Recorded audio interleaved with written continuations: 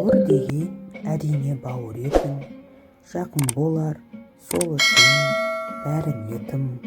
Айсыз түнде тұратын, жол көрсетіп, жүректегі өшпейтін жарық отың.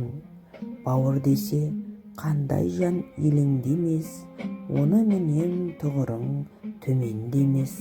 Сол бауырың басыңа үс түскенде, ақыл айтып, өзіңе берер кеңес.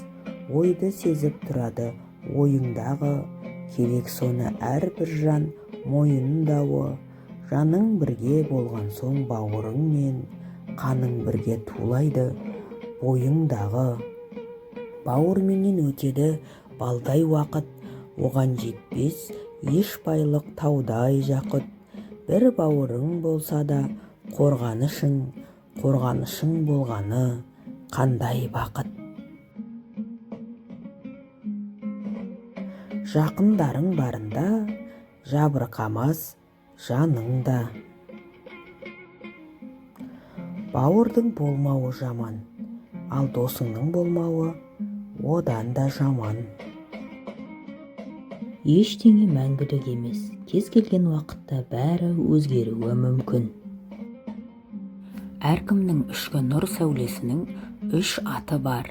Ол еңбекқорлық, жақсылық, кішіпейілділік. Сенбей жұртқа тұрса да қанша мақтап, әуретеді ішінде қулық сақтап. Өзіңе сен өзіңді алып шығар, еңбегіңмен ақылың екі жақтап. Ілім үйреніп, одан соң оны басқаларға үйретпеу, мол дүние жиып, оның керегіне жаратпай көміп қойғанмен бірдей. Жаның ауырып тұрса да күлімде, сенің жағдайыңды өзіңнен басқа ешкім түсінбейді. 5 күн мына жалған тіршілікте қолымыздан келгенінше бір-бірімізге тек жақсылық жасайықшы. Халықтың қасиетін кетіретін 3 нәрсе бар, және ол 3 нәрсені жоқ қылады.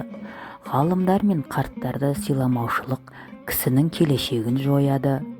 Елді басқарған өкіметті сыйламау ел ішінің бірлігін жояды. Асты күтпей ысырап ету берекені кетіріп, ашығуға апарып соғады. Шын мәнінде Раббың үнемі сырттарыңнан бақылап бағуда. Кімде-кім ішкі жан дүниесін игі етсе, Алла тағала оның сыртын игі етіп қояды. Қай бір қауым өзін өзі өзгертпейінше, Алла оны өзгертпейді. Құрметті көрермен, арнаны қолдап, лайк басып, коммент қалдырып, достармен